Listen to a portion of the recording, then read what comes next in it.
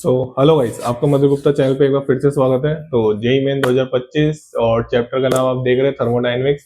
Question बहुत प्यारा है, आइए देखते हैं क्वेश्चन को। देखिए, 500 joule of energy is transferred as heat of 0.5 mole of argon gas. ठीक है ना, इसको भी हम काम में लेंगे, इसलिए मैं अंडरलाइन कर चुका हूँ। At 298 kelvin 1 ATM. ठीक है, 1.00 है मतलब 1 एटीएम। ठीक है ना। हाँ, the final temperature and the change in internal energy respectively आपसे पूछिए, और यहाँ पे 4 ऑप्शन आपको दे रखे हैं। ठीक है, अब इसमें है ना बहुत बेसिक सा फंडा है थर्मोडायनेमिक्स का, आपको बातों का मतलब पता होना चाहिए। जैसे क्वेश्चन ने पूछा है internal change in internal energy, question ने पूछा है change in internal energy, internal energy ये क्वेश्चन ने पूछा है, right. Change in internal energy मतलब इसका नोटेशन क्या होता है? इसका नोटेशन होता है, आपसे पूछा गया है डेल्टा यू, या कई हम मतलब कई जगह आपको ये ऐसा भी लिख सकता है, कोई टेंशन वाली बात नहीं है उसमें, है ना। ई या यू से रिप्रेजेंट कर सकते हैं, कोई टेंशन वाली बात नहीं है। ठीक है ना। तो चेंज इन इंटरनल एनर्जी कोई टेंशन वाली बात नहीं है। ये एक तो ये पूछा है और एक फाइनल टेम्परेचर पूछा है।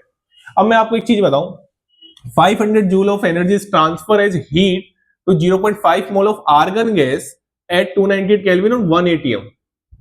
मतलब आप अगर ध्यान से देखें तो यहां पे प्रेशर कांस्टेंट है, और यही चीज यहां पे आपको देखनी थी कि जो आपको हीट ट्रांसफर दे रखा है वो प्रेशर एट कांस्टेंट प्रेशर पे दे रखा है। और मैं आप सभी को बता दूं कि जो हीट एक्सचेंज या heat exchange eight constant pressure, eight constant pressure जिसको हम डिनोट करते हैं क्यूपी से, वो बराबर होता है डेल्टा एच के। और यहां पे मैं आपको बता दूं heat exchange eight constant volume, volume वो आपके बराबर होता है डेल्टा यू के। बैठा लो दिमाग में, ये दोनों चीजें बहुत इंपॉर्टेंट है, 50 बार पता नहीं कितनी बार आएगी आपके सामने। ठीक है ना। चलिए, अब मेरे हिसाब से इसमें आपको समझ में आ गया वो करना क्या है। ठीक है, एनर्जी ट्रांसफर हो रही है, प्लस में एनर्जी दे रखी है, कोई टेंशन वाली बात नहीं है। तो आपको क्वेश्चन में डेल्टा एच की वैल्यू दे रखी है, तो मस्त होकर फॉर्मुला लगाओ। डेल्टा एच बराबर क्या, एन सी पी और डेल्टा टी। डेल्टा टी बोले तो T2 माइनस T1। और आपको फाइनल टेम्परेचर पूछा है, मतलब आपको T2 पूछा है। ठीक है ना। चलिए, डेल्टा एच की वैल्यू बताइए, 500 जूल। यूनिट का ध्यान रखना, मोल कितने हैं, 0.5। हाँ भाई, सीपी की वैल्यू क्या होगी? सीपी की वैल्यू बताओ, सीपी क्या होता है? CP heat capacity at constant volume, और CV heat capacity at constant, नहीं उल्टा बोल दिया मैंने।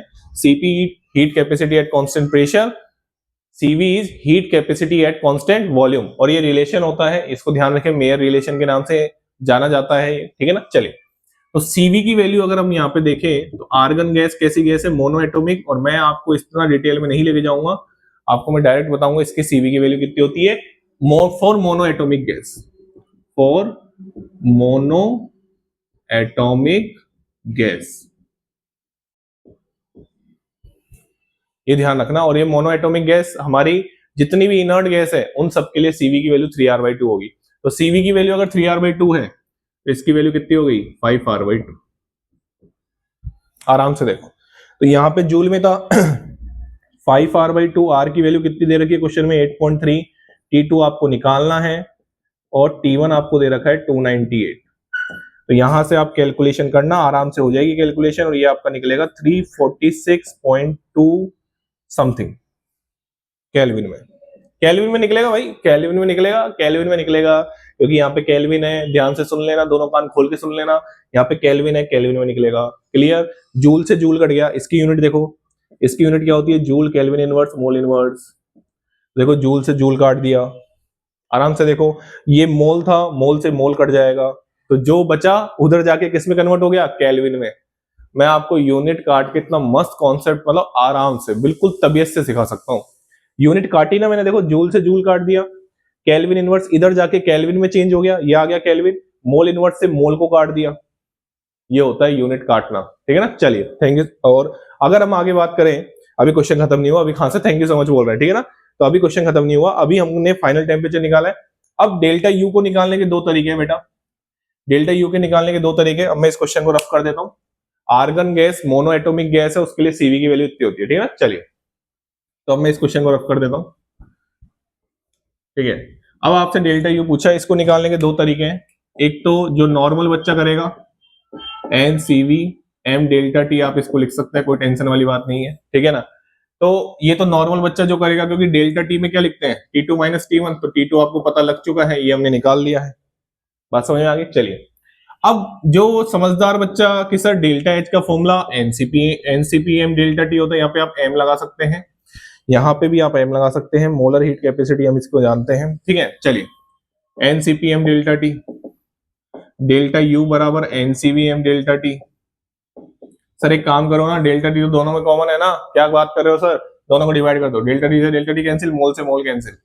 हाँ ऐसे चमकना होता है भैया। तो डेल्टा एच बराबर क्या, delta H upon delta U बराबर, सीपी की वैल्यू 5/2 थी, तो ये मेरे हिसाब से 5/3 आ जाएगा, और मेरे हिसाब से ये डेल्टा यू आपका आ जाएगा 3 इंटू 500 डिवाइड बाई 5 जूल में, इसको काटोगे तो डेल्टा यू आपका आ जाएगा 300 जूल। कितना आ जाएगा, 300 जूल। आराम से देख लो, मेरे हिसाब से देखो कैलकुलेशन के हिसाब से 346.2 आ रहा था, बट अप्रोक्सीमेट आंसर, अब यार ऑप्शन के अकॉर्डिंग ही जाओगे ना, ऐसे थोड़ी लड़ने बैठ जा, कभी भी लड़ने मत बैठ जाना क्वेश्चन से। अब आपको ये आंसर लगा के आना चाहिए था, चाहे आपका आंसर इतना आ रहा हो। बात समझ में आ गई। हाँ तो इसका ध्यान रखना, 378 तो ऑब्वियसली नहीं लगा के आओगे, 346.2 के पास कौन है, 348, तो आंसर क्या आ गया, सेकंड, ठीक है। चलिए तो ये प्यारा सा क्वेश्चन आराम से मैंने आपको समझाया है, दोनों तरीकों से आप डेल्टा यू निकाल सकते थे, कोई टेंशन वाली बात नहीं है। ये डिवीजन है, इसका ध्यान रखना, ये डिवाइड किया है मैंने, ठीक है। चलिए thank you so much, channel को लाइक करें, शेयर करें और सब्सक्राइब करें।